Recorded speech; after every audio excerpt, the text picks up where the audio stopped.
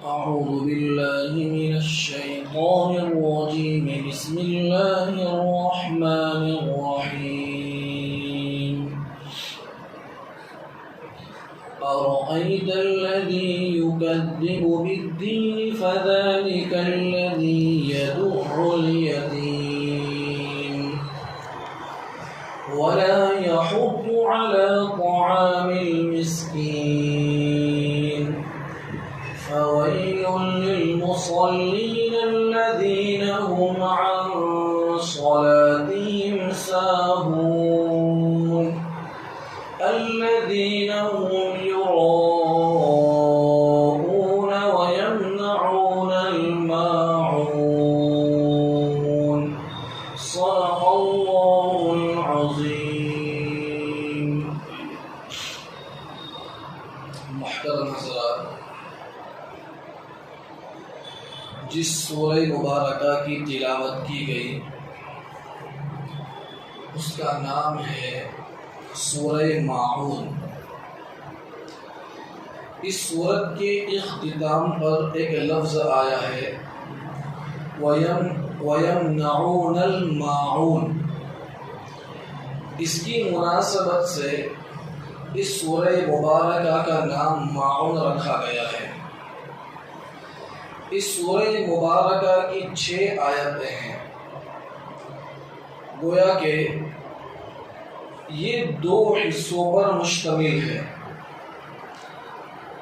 پہلا نصف اول یہ کافروں کے بارے میں ہے اور دوسرا نصف یہ منافقین کے بارے میں ہے. اسی وجہ سے حضرات مفسرین کے درمیان اختلاف ہو گیا کہ یہ سورہ مبارکہ مکی ہے یا مدنی ہے. اکثر مفسرین کرام فرماتے ہیں کہ یہ سورت مکی ہے، جبکہ بعض حضرات مفسرین فرماتے ہیں کہ اس سورت کا بعض حصہ مکی ہے، بعض حصہ مدنی ہے. اس لیے کہ اگر اس سورہ مبارکہ کو مکمل مکی مان لیا جائے تو مکی زندگی کے اندر منافقین کا وجود نہیں تھا. منافقین کا وجود مدینہ منورہ جانے کے بعد ہوا ہے. لہذا بعض حضرات مفسرین کے بقول کہ سورت کا بعض حصہ مکی ہے، بعض مدنی ہے. حضرت الشاہ عبدالعزیز محدث دہلوی رحمۃ اللہ علیہ نے اس سورہ مبارکہ کے شان نزول میں اپنی تفسیر عزیزی کے اندر یہ واقعہ لکھا ہے کہ اللہ کے رسول صلی اللہ علیہ وسلم کا چچا ملعون مردود ابو جہل، اس کی عادت یہ تھی کہ جب کوئی مالدار آدمی بیمار ہوتا اور قریب الموت ہو جاتا تو یہ ابو جہل اس کے پاس جا کر یہ کہتا کہ تم اپنے یتیموں کو میرے حوالے کر دو، میرے سپرد کر دو کہ میں ان کی خبرگیری کروں گا، دیکھ بھال کروں گا. دوسرے ورثاء ان پر ظلم کریں گے. چنانچہ وہ اس طرح یتیموں کے مال پر قبضہ کر لیتا. جب وہ یتیم بچے ابو جہل کے دروازے پر پہنچتے اپنا پیسہ لینے کے لیے، اپنا مال لینے کے لیے، تو یہ انہیں دھتکار دیتا تھا. وہ بیچارے ننگے بھوکے مارے گلی کوچوں میں گھومتے پھرتے رہتے تھے. ایک مرتبہ اللہ کے رسول صلی اللہ علیہ وسلم کی خدمت اقدس میں ابو جہل کا ستایا ہوا ایک مظلوم اور ایک یتیم حاضر ہوا. اس نے اللہ کے رسول صلی اللہ علیہ وسلم سے ابو جہل کی فریاد کی کہ اس نے مجھ پر ظلم کیا ہے. تو اللہ کے رسول صلی اللہ علیہ وسلم اس بچے کو، یتیم کو لے کر ابو جہل کے پاس تشریف لے گئے اور ابو جہل کو آخرت کی بعض پرس کے متعلق اللہ کا خوف دلایا کہ تم ایسا نہ کرو، تم یتیموں کے مال پر ناجائز قبضہ کر کے ان کے مال ان کے حوالے نہ کرو، یہ تمہارا جرم ہے، یہ بچوں پر ظلم ہے۔ جب اللہ کے رسول صلی اللہ علیہ وسلم نے اسے نصیحت کر دی تو اس نے حضور کی نصیحت کے جواب میں آخرت کے دین کا، قیامت کے دین کا انکار کر دیا کہ آخرت کا کوئی دن نہیں ہے، قیامت کا کوئی دن نہیں ہے۔ چنانچہ اللہ کے رسول صلی اللہ علیہ وسلم رنجیدہ ہو کر، غمگین ہو کر دوبارہ اپنے دولت خانے پر تشریف لے آئے۔ اس موقع کے اوپر یہ آیت کریمہ کا نزول ہوا، أَرَأَيْتَ الَّذِي يُكَذِّبُ بِالدِّينِ فَذَلِكَ الَّذِي يَدُعُّ الْيَتِيمَ وَلَا يَحُضُّ عَلَى طَعَامِ الْمِسْكِينِ۔ حضور کو خطاب ہے کہ اے پیغمبر صلی اللہ علیہ وسلم، کیا آپ نے دیکھا اس شخص کو جو جزا و سزا کو جھٹلاتا ہے، قیامت کے دین کو جھٹلاتا ہے؟ یہ وہی آدمی ہے جو یتیم کو دھکے دیتا ہے اور مسکین محتاجوں کو کھانے کی تلقین بھی نہیں کرتا، ترغیب بھی نہیں دیتا ہے۔ یہ آیت کریمہ اس موقع کے اوپر نازل ہوئی ہے۔ اس سورہ مبارکہ کی پہلی آیت أَرَأَيْتَ الَّذِي يُكَذِّبُ بِالدِّينِ، اس آیت میں اللہ رب العزت نے کفار مکہ، مشرکین مکہ کے ایک عقیدے کو بیان کیا ہے۔ مشرکین مکہ، کفار مکہ کا یہ عقیدہ تھا کہ جو کچھ زندگی ہے یہی زندگی ہے، مرنے کے بعد کوئی نئی زندگی آنے والی نہیں ہے، جو کچھ کرنا ہے اس زندگی میں کرنا ہے، جو جی میں آئے وہی کرنا ہے، جتنی عیاشی کرنی ہے یہی کرنی ہے، جتنا ظلم و ستم کرنا ہے وہ یہی کرنا ہے، جتنی خواہشات پوری کرنی ہے وہ یہی کرنی ہے۔ گویا کہ ان کے نزدیک دنیاوی زندگی سب کچھ۔ قرآن مجید میں ان کے اس عقیدے کو دوسری جگہ پر اس طریقے سے بیان فرمایا، وَقَالُوا مَا هِيَ إِلَّا حَيَاتُنَا الدُّنْيَا نَمُوتُ وَنَحْيَا وَمَا يُهْلِكُنَا إِلَّا الدَّهْرُ۔ یہ مشرکین مکہ کہتے تھے کہ نہیں ہے کوئی اور زندگی سوائے ہماری دنیاوی زندگی کے، کہ ہم خود مرتے ہیں، خود جیتے ہیں اور ہمیں صرف زمانہ ہی ہلاکت کرتا ہے، برباد کرتا ہے۔ تو ان کے لیے سب کچھ یہی زندگی کہ مرنے کے بعد کوئی نئی زندگی آنے والی نہیں ہے۔ یہ مشرکین مکہ کا عقیدہ تھا، کفار مکہ کا عقیدہ تھا۔ قرآن مجید میں اللہ رب العزت نے ایک مقام کے اوپر اس کی تردید فرمائی، أَفَحَسِبْتُمْ أَنَّمَا خَلَقْنَاكُمْ عَبَثًا وَأَنَّكُمْ إِلَيْنَا لَا تُرْجَعُونَ، کیا تم یہ سمجھتے ہو کہ ہم نے تمہیں بیکار پیدا کر دیا ہے، بے مقصد پیدا کر دیا ہے اور تم ہماری طرف لوٹائے نہیں جانے والے ہو؟ ایسا ہرگز نہیں ہے۔ اللہ تعالیٰ نے اس دنیا کو دارالامتحان بنایا ہے، یہ تو امتحان کی جگہ ہے، دارالمحن بنایا ہے، تکلیفوں کی جگہ ہے۔ یہاں تو جو انسان نیک کام کرے گا اس کا بدلہ بھی پائے گا، برا کام کرے گا اس کا بدلہ بھی پائے گا۔ ہم نے بے مقصد بیکار تمہیں پیدا نہیں کیا ہے، ایک مقصد کے خاطر ہم نے تمہیں پیدا کیا ہے۔ وہ مقصد کیا ہے؟ وہ مقصد ہماری عبادت کرنا، ہماری پرستش کرنا، ہماری تابع داری کرنا، ہماری اطاعت کرنا۔ اس مقصد کے خاطر اللہ رب العزت نے انسانوں کو پیدا کیا۔ تو جب اللہ نے مقصد کے خاطر پیدا کیا تو اس مقصد کا نتیجہ وہ دوسری دنیا کے اندر ملنے والا ہے۔ اس دنیا کو کہتے ہیں یوم آخرت، عالم آخرت کہا جاتا ہے۔ یہ اللہ رب العزت فرماتے ہیں کہ یہ دنیا کا جو کارخانہ تم دیکھتے ہو وہ ہم نے کیوں پیدا کیا؟ هو الذی خلق لکم ما فی الارض جمیعا، کہ اللہ وہ ذات ہے جس نے تمہارے لیے زمین کی تمام چیزوں کو پیدا کیا، کہ بھئی یہ چاند ہے، سورج ہے، ستارے ہیں، دریا ہیں، پہاڑ ہیں، سمندر ہیں، یہاں کی یہ ساری جو نعمتیں ہیں، چوپائے، مویشی، جتنی نعمتیں اللہ تعالیٰ نے پوری کائنات کو جو سجایا ہے وہ کیوں سجایا ہے؟ یہ پوری کائنات تمہاری خادم ہے، تم مخدوم ہو۔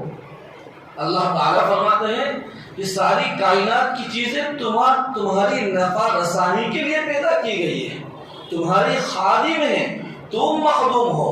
ہم نے کائنات کو تمہارے لیے پیدا کیا اور تم کو آخرت کے لیے پیدا کیا ہے، کہ آخرت میں تمہیں آنا ہے، اور ساری نعمتیں، ساری راحتیں، ساری سکون کی چیزیں ہم نے تمہیں کیوں دی ہے؟ ہم نے اس لیے تمہیں دی تاکہ تم اس دنیاوی زندگی میں راحت کے ساتھ، سکون کے ساتھ اپنے رب کو پہچانو، اس کی اطاعت کرو۔ اللہ تعالیٰ اس کے بدلے میں آخرت کے اندر تمہیں نعمتیں عطا فرمائیں گے، جنت عطا فرمائیں گے۔ اس خاطر اللہ تعالیٰ نے ہمیں پیدا فرمایا ہے۔ پھر ایک قرآن مجید خود ہمیں غور کرنے کی دعوت دیتا ہے کہ تم ذرا غور تو کرو کہ اللہ تعالیٰ نے یہ سورج کو پیدا کیا، یہ چاند کو پیدا کیا، ستاروں کو پیدا کیا۔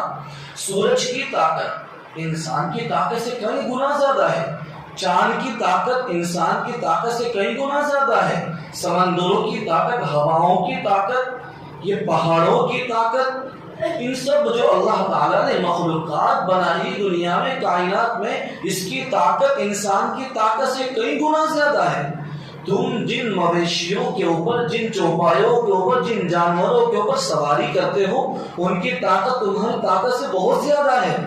کیونکہ تم دیکھو تو صحیح کہ یہ کائنات کی ساری چیزیں اللہ تعالیٰ نے تمہارے لیے مسخر کر دی، تمہارے تابع کر دی۔ ایک چوپائے کے اوپر تم سواری کرتے ہو، اگر وہ چاہے تو یہ کہہ سکتا ہے کہ تیری طاقت تو میری طاقت سے بہت کم ہے، میں تجھ پر سوار ہوں گا، لیکن اللہ تعالیٰ نے اس اشرف المخلوق کے لیے، حضرت انسان کے لیے، ساری کائنات کی چیزوں کو اللہ نے مسخر کر دیا، ساری کائنات کو اس کے لیے سزا دیا ہے۔ یہ کیوں ہے کہ اللہ تعالیٰ نے انسان کو مقصد کے خاطر پیدا کیا، کائنات انسانوں کے لیے اور انسان آخرت کے لیے۔ تو ایسا نہیں ہو سکتا کہ دنیا میں انسان کسی پر ظلم کرتا رہے، کچھ نہ ہو، ظالم ظلم کرے اسے سزا نہ ملے، مظلوم ظلم سہتا رہے اسے کوئی بدلہ نہ ملے، یہ اللہ تعالیٰ کی صفت عدل کے خلاف ہے، یہ کبھی نہیں ہو سکتا۔ اس لیے قرآن مجید میں اللہ رب العزت ارشاد فرماتے ہیں افمن کان مؤمنا کمن کان فاسقا لا یستوون، کیا بھلا بتلائیے وہ آدمی جو ایمان رکھتا ہے اس شخص کے برابر ہو سکتا ہے جو فاسق ہے، فاجر ہے؟ لا یستوون، یہ کبھی نہیں ہو سکتا، یہ دونوں برابر نہیں ہو سکتے۔ اما الذین آمنوا وعملوا الصالحات فلہم جنات المأوى نزلا بما كانوا يعملون۔ اللہ کہتے ہیں کہ جن لوگوں نے ایمان قبول کیا، اعمال صالحہ کیے ہیں، اللہ تعالیٰ نے ان کے لیے جنت کو ٹھکانہ بنایا ہے، نزلا بما كانوا، یہ ان کے لیے مہمانی کی جگہ ہے، اس وجہ سے کہ انہوں نے دنیا میں رہتے ہوئے نیک اعمال کی، اللہ کو راضی کرنے والے کام کیے ہیں۔ وَأَمَّا الَّذِينَ فَسَقُوا فَمَأْوَاهُمُ النَّارُ، کہ جن لوگوں نے فسق و فجور کیا، اللہ کی اطاعت سے نکل گئے، ان کا ٹھکانہ جہنم ہے۔ جب بھی وہ جہنم سے نکلنا چاہیں گے تو دوبارہ انہیں جہنم میں دھکیل دیا جائے گا، ان سے کہا جائے گا کہ جس جہنم کا، جس عالم آخرت کا تم انکار کرتے تھے، جھٹلاتے تھے، اس کا مزہ چکھو۔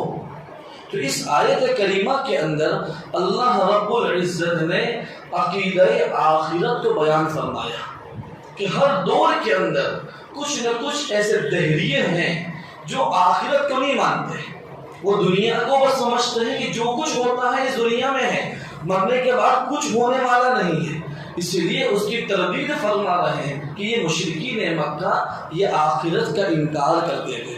جب وہ آخرت کا انکار کریں گے ان کے لیے پھر حقوق اللہ کیا چیز ہے، حقوق العباد کیا چیز ہے، ان کے لیے سب برابر ہے۔ پھر وہ یتیموں کو دھکے دیں، مسکینوں کو کھانا نہ کھلائیں، بخل کریں، کوئی فرق پڑتا نہیں ہے کہ وہ آخرت کو مانتے نہیں ہیں، انہیں اس بات کا احساس نہیں کہ مرنے کے بعد کسی کو ہمیں جواب دینا ہے، ہماری کوئی باز پرس ہونے والی ہے، اس کا کوئی ان کا احساس نہیں ہے۔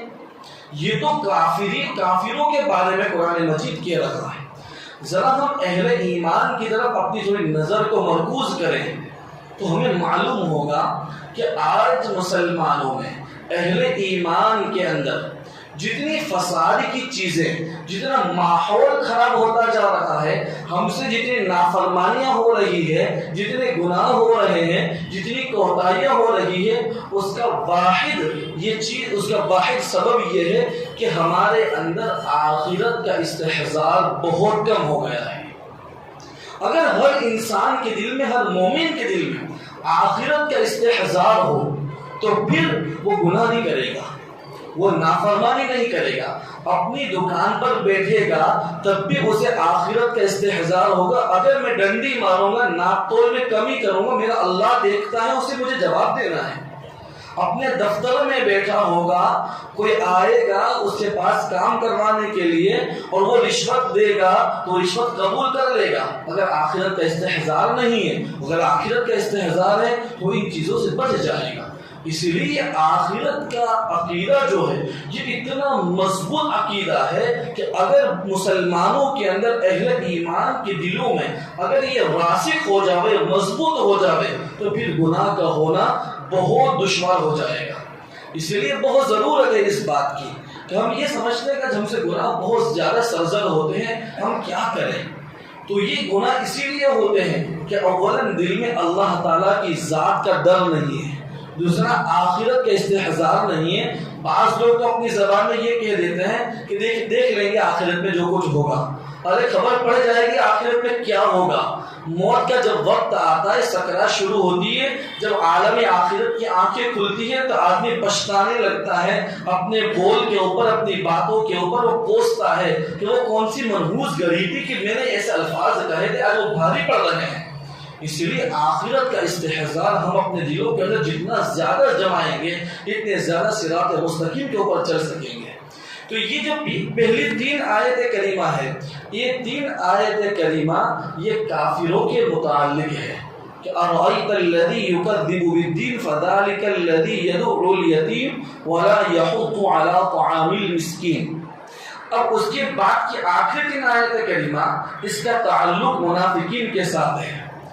فَوَيْلٌ لِّلْمُصَلِّينَ الَّذِينَ هُمْ عَنْ صَلَاتِهِمْ سَاهُونَ۔ قرآن کیا کہہ رہا ہے؟ ہلاکت ہے، بربادی ہے، خرابی ہے نمازیوں کے لیے۔ عجیب لگ رہا ہے کہ نماز پڑھنے والوں کے لیے بربادی کیسے ہو سکتی ہے، نماز پڑھنے والوں کے لیے ہلاکت کیسے ہو سکتی ہے؟ آگے کہا جا رہا ہے الذین ہم عن صلاتہم ساہون، ان نمازیوں کے لیے بربادی ہے جو اپنی نمازوں سے غافل ہیں، اپنی نمازوں سے بے خبر ہیں۔ یہ منافقین کی نماز کی ایک صفت، یا ان کی منافقین کی ایک صفت سمجھ لیجیے کہ منافقین جب بھی نماز پڑھتے تھے وہ سستی کاہلی کے ساتھ نماز پڑھتے تھے، اس لیے کہ دل میں ایمان تو تھا نہیں۔ اب اللہ کے رسول کو بتانا ہے، حضرات صحابہ کی صف میں رہنا ہے، مسلمانوں کے بینر تلے رہنا ہے، تو نماز تو پڑھنی پڑے گی۔ تو ان کے اوپر نماز پڑھنا بہت بھاری گزرتا تھا۔ روایت میں آتا ہے کہ الذین هم عن صلاتهم ساہون کے متعلق حضرات صحابہ نے حضور سے پوچھا اس کی تفسیر کیا ہے۔ اللہ کے رسول نے فرمایا هم الذین یؤخرون الصلاة عن وقتها، کہ جو لوگ اپنی نمازوں سے بے خبر ہیں، غافل ہیں، اس سے مراد وہ لوگ ہیں جو اپنی نماز کو اس کے وقت مقررہ سے مؤخر کر کے پڑھتے ہیں۔ مکروہ اوقات میں جو لوگ نماز پڑھتے ہیں وہ اس کا مصداق ہے۔ حضرات مفسرین نے لکھا ہے کہ اس آیت کریمہ کے اندر وہ لوگ بھی شامل ہو جائیں گے جو نماز کو فراغت کے اوقات میں پڑھتے ہیں، دنیاوی زندگی میں، دنیاوی مصروفیات میں مصروف ہو گئے نماز چھوڑ دیتے ہیں۔ وہ بھی شامل ہو جائیں گے، اور وہ لوگ بھی شامل ہو جائیں گے جو نماز کو اس کے فرائض و واجبات، مستحبات و سنن کی رعایت کرتے اور نہیں پڑھتے، وہ بھی اس میں شامل ہو جائیں گے۔ اس لیے حدیث کے اندر منافقین کے نماز کے متعلق اللہ کے رسول صلی اللہ علیہ وسلم نے ارشاد فرمایا کہ تلک صلاۃ المنافق یجلس یرقب الشمس حتی اذا كانت بین قرنی الشیطان قام فنقر اربعا لا يذكر اللہ فیہا الا قلیلا۔ حضور نے فرمایا یہ منافق کی نماز ہے۔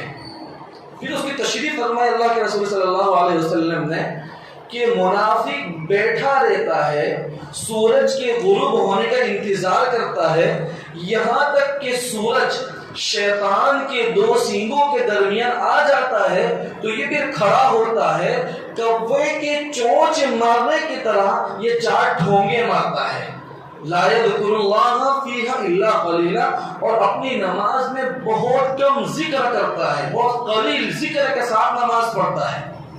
یہ اللہ کے رسول صلی اللہ علیہ وسلم نے فرمایا۔ گویا کہ محدثین نے لکھا ہے کہ اس سے مراد عصر کی نماز ہے، کہ عصر کی نماز اگر تاخیر کے ساتھ پڑھی جاوے تو مکروہ اوقات میں جب کوئی آدمی نماز پڑھتا بلا عذر، سستی کاہلی کے ساتھ، گویا کہ وہ منافق کی نماز پڑھ رہا ہے۔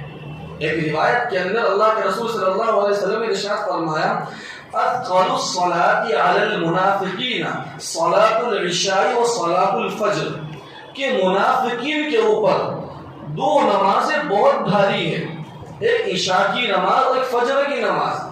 اس کی وجہ ہے، وجہ یہ ہے کہ یہ 2 ایسی نمازیں ہیں کہ یہ 2 نمازیں تاریکی میں، رات کے اندھیرے میں آتی ہے، اور وہ دیگر جو نمازیں ہیں ظہر کی، عصر کی، مغرب کی، یہ روشنی میں نمازیں ہیں، تو دکھلاوے کے لیے وہ آ جاتے تھے، اور جب لوگ دیکھنے والے نہیں ہیں تو پھر وہ لوگ یہ عشاء کی اور فجر کی نماز میں سستی کرتے تھے اور نماز نہیں پڑھتے تھے۔ سورہ نساء کے اندر اس کو بہت زیادہ تفصیل سے بیان فرمایا، ان المنافقین یخادعون اللہ وهو خادعهم واذا قاموا الى الصلاة قاموا کسالى یراؤون الناس ولا یذکرون اللہ الا قلیلا، کہ یہ منافقین اللہ تعالیٰ کو دھوکہ دینا چاہتے ہیں، دھوکہ بازی کرنا چاہتے ہیں، حال یہ ہے کہ وہ اپنی ذات کو دھوکہ دے رہے ہیں، اور یہ جب نماز کے لیے کھڑے ہوتے ہیں تو سستی کے ساتھ کھڑے ہوتے ہیں، اور پھر یہ ریاکاری، ریا و نمود کی خاطر نماز پڑھتے ہیں اور نماز کے اندر بہت کم ذکر کرتے ہیں۔ اب اندازہ لگائیے کہ یہ قرآن کی آیت، احادیث جو سنائی گئی، اس کی روشنی میں ہم اپنی ذات کا جائزہ لیں، اپنی نمازوں کا جائزہ لیں۔ میری اور آپ کی نمازوں کا حال یہی ملے گا کہ ہماری نمازیں سستی کی شکار ہیں، ہمیں نماز پڑھنا بہت بھاری معلوم ہوتا ہے، خصوصاً مغرب عشاء کی نماز، فجر کی نماز، یہ ہم پر بھی بھاری ہوتی ہے، اس کے فرائض و واجبات کے ساتھ، مستحبات کی رعایت کے ساتھ جیسی نماز پڑھنی چاہیے ایسی نماز ہم بھی نہیں پڑھتے، گویا کہ ہم عملاً منافق ہیں۔ یہ ہماری نماز ہی بتلا رہی ہے۔ ہم دیکھتے ہیں مسجدوں کے اندر ایک شخص آیا، رکعت باندھی اور کیسے نماز پڑھ لی، جس طرح کوا چونچ مارتا ہے اس نے 4 ٹھونگے مار دی اور چلا گیا۔ نہ سنن قبلیہ کی فکر ہے، نہ سنن بعدیہ کی فکر ہے۔ یہ ہماری نمازوں کا حال ہے۔ یاد رکھنا کہ نفاق عملی یہ ایمان کے ساتھ جمع ہو سکتا ہے، اور نفاق عملی کے اوپر آدمی جم جائے، امکان ہے کہ وہ اعتقاداً بھی منافق ہو سکتا ہے۔ یہ بہت خطرناک چیز ہے، ڈرنے کی چیز ہے۔ یہ نماز کا حال ہے، ہم لوگوں کی نماز کا حال ہے قرآن و حدیث کی روشنی کے اندر، کہ ہماری نماز اور منافق کی نماز میں کوئی فرق نہیں ہے۔ جبکہ نماز کے متعلق یہ کہا گیا کہ بین العبد و بین الکفر ترک الصلاۃ، کہ انسان اور کفر کے درمیان فرق ظاہر کرنے والی چیز نماز ہے۔ تو جو آدمی نماز کو چھوڑے وہ کافر، نماز کو ادا کرے وہ مومن ہے۔ اس لیے ہمیں یہ بتلایا گیا کہ قرآن مجید کیا کہتا ہے کہ بھئی نماز پڑھنے کے اوپر کامیابی ہے، قد افلح المؤمنون الذین هم فی صلاتهم خاشعون، کہ مومنین کامیاب ہو گئے۔ کون سے مومنین کامیاب ہوئے ہیں؟ کہ وہ مومنین جو اپنی نمازوں کو خضوع کے ساتھ ادا کرتے وہ کامیاب ہوں گے۔ یہ نمازیں تو ہماری منہ پہ مار دی جائے گی سیاہ کپڑے میں دبا کر۔ اب یہاں سوال یہ ہوتا ہے کہ خشوع کہتے کیسے، خشوع ہمیں ملے گا کیسے، نصیب کیسے ہوگا؟ اللہ کے رسول صلی اللہ علیہ وسلم کی حدیث کے اندر یہ ملتا ہے۔ ایک شخص اللہ کے رسول صلی اللہ علیہ وسلم کی خدمت اقدس میں آئے، حضور کو یہ کہا کہ اللہ کے رسول مجھے نصیحت کیجیے، مختصر نصیحت کیجیے، لمبی چوڑی نہیں۔ یہ حضرات صحابہ کا مزاج ہے۔ آپ دیکھیں گے ذخیر احادیث کے اندر آپ کو ایسی سوالات ملیں گے حضرات صحابہ کی جانب سے کہ مختصر ہمیں بات کہیے جس پر ہم لگ جائیں، عمل کرتے ہو جائیں، کامیاب ہو جائیں۔ اللہ کے رسول صلی اللہ علیہ وسلم نے نصیحت فرمائی، اذا قمت فی الصلاۃ فصلی الصلاۃ مودع، کہ جب تم نماز کے لیے کھڑے ہو تو ایسی نماز پڑھو جسے کسی کو رخصت کیا جا رہا ہے۔ جب انسان یہ نیت سے نماز پڑھی کہ یہ نماز میری زندگی کی آخری نماز ہے، ممکن ہو سکتا ہے کہ اس کے بعد مجھے کوئی نماز پڑھنے کا موقع نہ ملے، تو انسان اپنی زندگی کی آخری نماز کتنے خشوع و خضوع کے ساتھ پڑھے گا، کتنے اخلاص للہیت کے ساتھ، حضور قلبی کے ساتھ پڑھے گا۔ یہ حدیث کے اندر بتلایا گیا کہ ہر نماز مومن کی ایسی ہونی چاہیے کہ وہ اپنی نماز کو آخری نماز سمجھے۔ اور دوسری روایت کے اندر ایک دوسرے طریقے سے خشوع کو سمجھایا گیا ہے۔ حدیث جبرائیل کے اندر اللہ کے رسول صلی اللہ علیہ وسلم فرماتے ہیں، ان تعبد اللہ کأنک تراہ فإن لم تکن تراہ فإنہ یراک، کہ اللہ کے رسول فرماتے ہیں کہ تم جب بھی کوئی عبادت کرو تو اس استحضار کے ساتھ کرو کہ میں اللہ کو دیکھ رہا ہوں۔ اگر یہ کیفیت تمہیں حاصل نہیں ہوتی کہ میں دنیا کی آنکھوں سے اللہ کو دیکھوں، تو یہ کیفیت ضرور حاصل ہو جائے گی کہ اللہ مجھے دیکھ رہا ہے۔ جسے ہم دنیا کے وہ سمجھنا آسان ہے کہ بھئی ہم مال میں، بازاروں میں یہ لکھا ہوتا ہے کہ آپ CCTV کیمرے کی قید کے اندر ہیں، ہماری حرکتیں کتنی سدھر جاتی ہیں، ہم کتنے سنبھل کر چلتے ہیں۔ بس یہی حال ہے کہ اگر انسان کے اندر یہ اس بات کا استحضار ہو جائے کہ اللہ مجھے دیکھ رہا ہے، تو پھر اس کی نماز بھی درست ہو جائے گی، ساری عبادت درست ہو جائے گی۔ اس لیے فرمایا الذین هم عن صلاتهم ساہون، کہ بربادی ہے ان نمازیوں کے لیے جو اپنی نماز سے غفلت کرتے ہیں۔ الذین هم یراؤون، یہ منافقین کی دوسری صفت بیان فرمائی کہ وہ لوگ، کہ یہ وہی لوگ ہیں جو دکھلاوا کرتے ہیں، ریاکاری کے ساتھ نماز پڑھتے ہیں۔ حدیث شریف کے اندر ان منافقین کی نماز کا ذکر اس طریقے سے بھی آیا ہے کہ من احسن الصلاة حیث یراہ الناس واساءها حیث یخلو فذلک استہان بها ربہ عز وجل، کہ یہ منافقین جب لوگ انہیں دیکھتے تو بہت اچھی طریقے سے نماز پڑھتے تھے، اور جب وہ تنہائی میں ہوتے، اکیلے ہوتے، تو نماز کی گلی کر دیتے، نماز کو اڑا دیتے۔ حدیث میں فَتِلْكَ اسْتِحَانَةٌ، یہ تو مذاق اڑانا ہوا۔ نماز کا حدیث میں ہے کہ نماز کا مذاق اڑانا، استہان بہا ربہ، اس نماز کے ذریعے اپنے رب کا مذاق اڑانا ہوا۔ تفسیر ابن کثیر کے اندر ریاکاری، ریاء النمود کے اوپر ایک حدیث لکھی ہے، بڑی سخت وعید ہے کہ اللہ کے رسول صلی اللہ علیہ وسلم نے ارشاد فرمایا کہ جہنم کے اندر ایک وادی ہے، جہنم خود اس وادی سے دین میں 400 مرتبہ پناہ مانگتی ہے۔ وہ کون سی وادی ہے؟ حضور نے فرمایا کہ یہ جہنم کی یہ وہ وادی ہے کہ امت محمدیہ کے ریاکاروں کے لیے اللہ تعالیٰ نے تیار کی ہے، جو اپنے آپ کو اہل علم سمجھتے ہیں، اپنے آپ کو عبادت گزار سمجھتے ہیں، وہ اپنی عبادات، اپنی اطاعت کا جائزہ لے لیں۔ کتنی سخت ہے جہنم، خود ایک بہت سنگین جگہ ہے جہاں ایک مومن نہیں رہ سکتا، انسان نہیں رہ سکتا۔ چہ جائے کہ جہنم خود اس وادی سے پناہ مانگتی ہے۔ بہت خطرناک چیز ہے کہ یہ ریاکاری، حضرات مفسرین نے لکھا ہے کہ یہ ریاکاری شرک خفی ہے، یعنی چھپا ہوا شرک ہے، اور جو شرک ظاہر ہوتا ہے اس سے بدتر ہے۔ بدتر اس لیے ہے کہ جو انسان ریاکاری لوگوں کو دکھلانے کے لیے عبادت کرتا ہے، نمازیں پڑھتا ہے، خیرات کرتا ہے، صدقات کرتا ہے، وہ لوگوں کو اللہ رب العزت کی ذات پر ترجیح دیتا ہے اور وہ لوگوں کو اپنے عزیز رکھتا ہے اور چاہتا ہے۔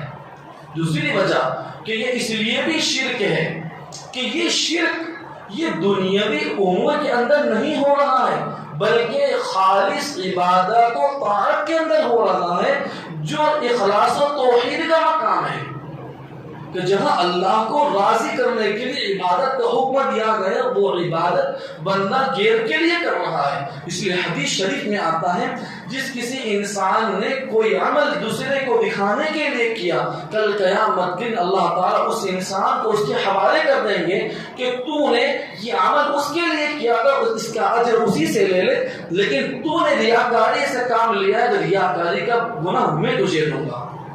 حدیث کے اندر ہے کہ من صلی یرائی فقط اشرک، کہ جس نے دکھلاوے کے لیے نماز پڑھی اس نے شرک کیا۔ من صام یرائی فقط اشرک، جس نے روزہ رکھا دکھلاوے کے لیے اس نے شرک کیا۔ من تصدق یرائی فہو اشرک، جس نے اللہ کی راہ میں خیرات کی دکھلاوے کے لیے اس نے شرک کیا۔ یہ شرک خفی ہے۔ یہ آج کوئی ہم یہ دعویٰ تو نہیں کر سکتے کہ ہم اللہ رب العزت کے ساتھ کسی کو شریک ٹھہراتے ہیں، ہم شرک جلی کا دعویٰ نہیں کہ اللہ ہماری حفاظت فرماوے، لیکن ہماری عبادت ہماری طاعت ہم جب دوسرے کے لیے کرتے ہیں، یہ آدمی کے دل میں انسان اپنے آپ کو اچھا لگانے کے لیے میرا شیخ مجھے دیکھے گا میں بڑی نفلیں پڑھتا ہوں، میرا ابا مجھے دیکھے گا میرا بیٹا بڑا نیک ہے، یہ ریاکاری ہے۔ لوگوں کو دکھانے کے لیے مفتی صاحب بڑے متقی آدمی ہیں، تقوی والے آدمی ہیں، اس پہ کچھ نہیں ملنے والا۔ ہاں، ریاکاری سمجھنی ہے کہ ایک انسان تنہائی میں عبادت کر رہا ہے، تنہائی میں نوافل پڑھ رہا ہے، اچانک کوئی انسان آ گیا، اس نے دیکھ لیا، اس نے تعریف کر دی، یہ ریاکاری نہیں ہے۔ جیسا کہ ایک روایت کے اندر حضرت ابو ہریرہ کا واقعہ ہے۔ حضرت ابو ہریرہ فرماتے ہیں کہ میں ایک مرتبہ نماز پڑھ رہا تھا، نوافل پڑھ رہا تھا، ایک شخص میرے پاس آئے اور آ کر انہوں نے میری تعریف کی تو مجھے اچھا بھی لگا کہ میری تعریف انہوں نے کی، تو مجھے ڈر لگا کہ یہ ریاکاری تو نہیں ہو گئی جس کی وجہ سے میری نوافل باطل ہو جاوے۔ میں اللہ کے رسول کی خدمت میں گیا، میں نے حضور سے پورا واقعہ سنایا، ماجرا سنایا۔ اللہ کے رسول صلی اللہ علیہ وسلم نے فرمایا کتب لک اجران، کہ ابو ہریرہ تیرے لیے 2 اجر لکھے گئے ہیں، اجر السر و اجر العلانیہ، کہ ایک اجر تو کہ تو نے اپنی عبادت کو لوگوں سے یکسو ہو کر ادا کیا، اس کا اجر ملے گا، اور دوسرا اجر یہ کہ ایک انسان نے تجھے دیکھ لیا تاکہ اسے بھی عبادت کی ترغیب ہو جاوے، تو یہ علانیہ عبادت کرنے کا بھی اجر ملے گا۔ تو ریاکاری اگر یہ ہے، ہم یہ بعض مرتبہ لوگ نمازوں کو اس لیے چھوڑتے ہیں کہ ریاکاری سے نماز پڑھیں گے تو ہماری نماز ہوگی نہیں، پڑھے کیوں؟ حضرات کہاں نے کہا ریاکاری کا مسئلہ یہ نوافل میں آتا ہے۔ اگر کوئی آدمی فرض نماز ریاکاری کے لیے پڑھے تو پڑھنی پڑے گی، اسے چھٹکارا ہی نہیں ہے۔ واجب نماز ہے ریاکاری کے ساتھ پڑھنی پڑے گی، اس پہ ریاکاری اثر انداز نہیں ہوتی، یہ ڈیوٹی ہے۔ نوافل کا جو ایک چیز ہے جس سے اللہ تعالیٰ سے بندہ قرب حاصل کرتا ہے، ان چیزوں میں ریاکاری لوگوں کے دکھلاوے کے لیے عمل کرے گا تو پھر اللہ تبارک و تعالیٰ اس کا اجر نہیں دیں گے۔ تو یہ ان کی دوسری صفت تھی الذین هم یراؤون ویمنعون الماعون، اور یہ منافقین کی تیسری صفت ہے کہ وہ لوگ ماعون سے روکتے ہیں۔ معاون کی تفسیر کے سلسلے میں حضرات مفسرین کے مختلف اقوال ہیں۔ ایک قول یہ ہے کہ معاون سے مراد زکوٰۃ ہے، کہ بھئی انسان کے مال کا 40واں حصہ یہ معمولی چیز ہوتی ہے، یہ منافقین کو زکوٰۃ دینا دشوار ہوتا تھا، ایک قول یہ ہے۔ دوسرا قول یہ ہے کہ معاون سے مراد انسان کے گھر میں استعمال ہونے والے برتن جو آپس میں پڑوسی ایک دوسرے کو عاریتاً لیتے دیتے رہتے ہیں، بھئی آپ کے یہاں کا تھال ہمیں استعمال کرنے کے لیے دو، آپ کے یہاں سے کچھ چیزیں ہمیں واپرنے کے لیے دو، یہ چیزیں ہیں کہ یہ منافقین اتنے یہ حقیر لوگ ہیں کہ اتنی معمولی چیزیں بھی نہیں دیتے۔ اور تیسری اس کی تفسیر یہ ہے کہ جب اللہ کے رسول صلی اللہ علیہ وسلم سے یہ پوچھا گیا کہ اللہ کے رسول معاون کیا ہے، تو حضور صلی اللہ علیہ وسلم نے فرمایا معاون 3 چیزیں ہیں، نمبر 1 آگ، نمبر 2 پانی، نمبر 3 نمک۔ اگر کوئی آدمی کسی کو آگ دے اور آگ کے ذریعے وہ کھانا پکائے، اللہ کے رسول فرماتے ہیں کہ وہ ایسا ہے جیسا کہ اس نے بنا ہوا کھانا دیا. یہ فضیلت بتائی. اور یہی حال نمک کا بھی ہے کہ اپنے پڑوس سے نمک لیا اور پڑوسی نے نمک دے دیا اور کھانا ہانڈی تیار ہو گئی تو ثواب کتنا ملے گا؟ پوری ہانڈی دینے کا ثواب ملے گا. اور پانی کے متعلق اللہ کے رسول نے فرمایا کہ اگر کسی انسان نے ایسی جگہ پانی دیا جہاں قحط نہیں ہے، جہاں پانی کی تنگی نہیں ہے، تو اس نے ایک غلام کو آزاد کر دیا. اور اگر ایسی جگہ پانی دیا جہاں قحط ہے، پانی کی تنگی ہے، گویا کہ اس نے ایک مردے کو زندہ کر دیا. یہ اللہ کے رسول صلی اللہ علیہ وسلم نے اس کی تفسیر بتائی کہ یہ منافقین، یہ کافرین اتنے حقیر ہیں، اتنے فقیر ہیں کہ انہیں اتنی معمولی چیز بھی دینے کے اندر ان کے دل میں تنگی ہوتی ہے. تو یہ سورہ مبارکہ کے اندر ایسی مسائل ہیں، ایسی باتیں بیان ہوئی ہیں جس کا تعلق ہم اپنی زندگی میں غور کرتے تو معلوم ہوتا ہے کہ یہ چیزیں ہمارے اندر بھی در آئی ہے. اسی لیے ضرورت ہے اس بات کی کہ اس صورت کی روشنی کے اندر ہم اپنی زندگی کو بدلیں. سب سے اول ہم اپنی نمازوں کو سدھاریں. اب غور کریں، پوری دنیا کے مسلمانوں کو جائزہ لیں گے، 1/3 ایک تہائی مسلمان بھی نماز نہیں پڑھتے. اور جو لوگ نماز پڑھتے ہیں ایک تہائی کے اندر، وہ بھی ایسی نماز جسے نماز کہا نہیں جا سکتا. اس لیے ضرورت اس بات کی ہے کہ سورہ مبارک سب سے اہم سبب ہم نماز پڑھیں اللہ کے لیے، ہر عمل کرے اللہ کے لیے، ریاکاری اس میں شامل نہ ہو. اللہ رب العزت ہمیں کہنے سننے سے زیادہ عمل کی توفیق عطا فرمائے. سبحان اللہ و بحمدہ، سبحانک اللہم و بحمدک، نشہد ان لا الہ الا انت، نستغفرک و نتوب الیک. سبحان ربک رب العزت عما یصفون، وسلام علی المرسلین، والحمد للہ رب العالمین، برحمتک یا ارحم الراحمین.